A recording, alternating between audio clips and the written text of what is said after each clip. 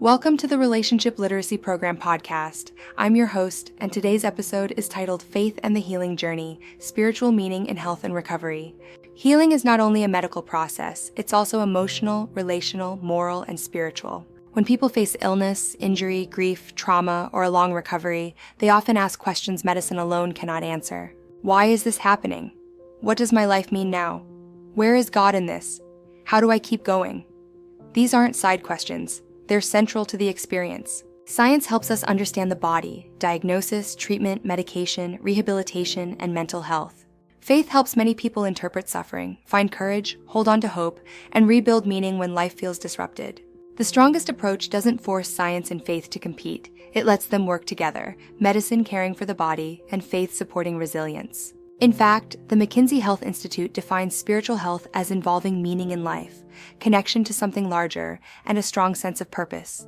And in the healing journey, all three of those are often threatened at once. Let's start with an important distinction. A cure removes or controls disease. Healing is broader. A person can be medically treated and still feel spiritually broken. Another person can live with a chronic condition and still experience deep healing through acceptance, purpose, and peace. People are not machines that need technical repair. We are whole persons, with bodies, minds, relationships, histories, and beliefs.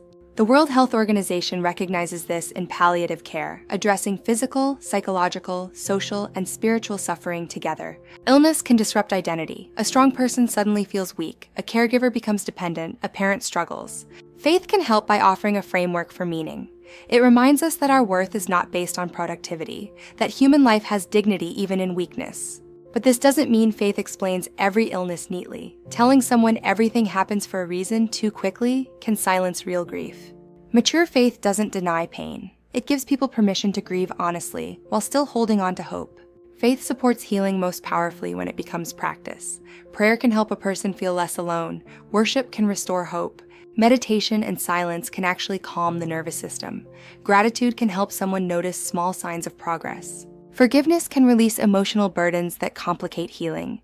These practices don't replace medical treatment. That would be irresponsible. Instead, they strengthen the emotional environment around the patient. Science treats the condition. Faith helps the person endure the journey. It's worth being honest, not all religious coping is healthy. Researchers like Kenneth Pargament draw a clear line between positive and negative coping. Healing is also easier when people don't walk alone. Faith communities can offer visits, prayer, meals, and financial support.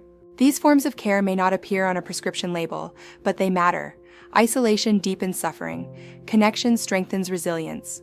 And this is deeply true in Kenya and across many African contexts, where faith communities play a major role in supporting people through illness. A wise healing culture doesn't choose between prayer and treatment. It honors both, reducing stigma around mental health and refusing to blame patients. So here's where we land. Faith can play a meaningful role in the healing journey, helping people find meaning, courage, and connection.